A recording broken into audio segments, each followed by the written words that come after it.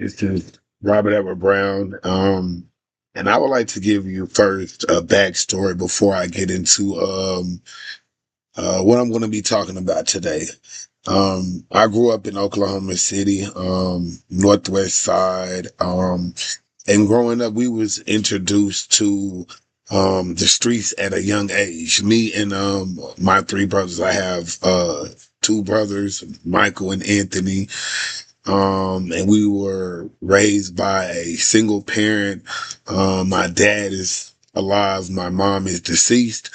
And growing up, it was more or less the streets raised us. We grew up with the street culture, gang banging, violence, drugs, women.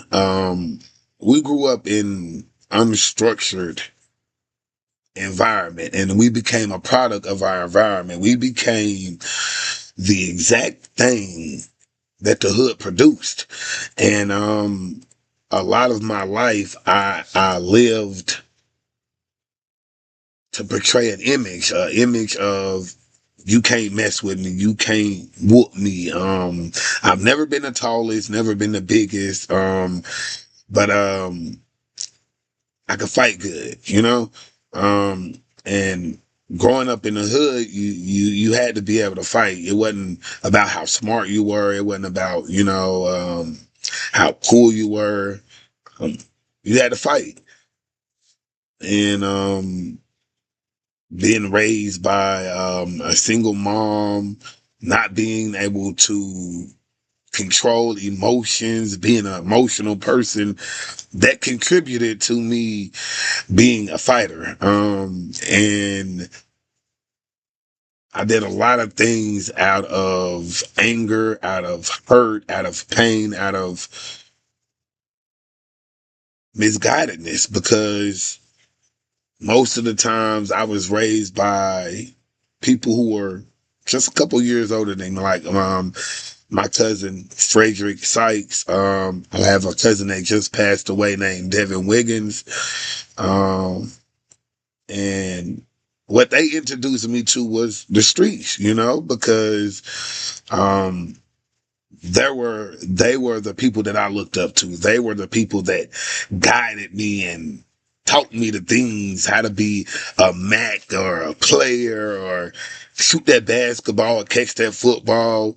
It wasn't a dad, it was my big cousins.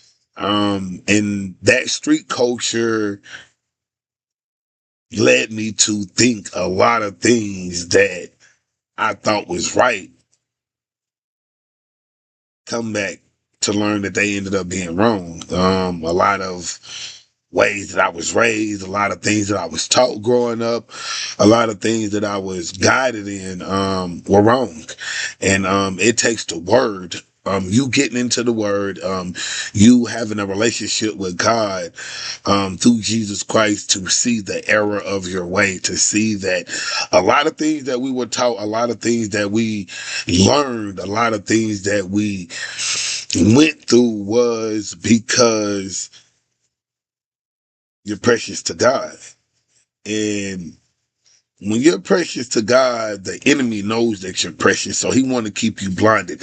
He wants to keep you structured and like the Matrix. Like life is a real Matrix, and if you're living and doing the things of the devil, you're not going to recognize that you're in the Matrix until you step out of the Matrix. And the way that you step out of it is by learning to love.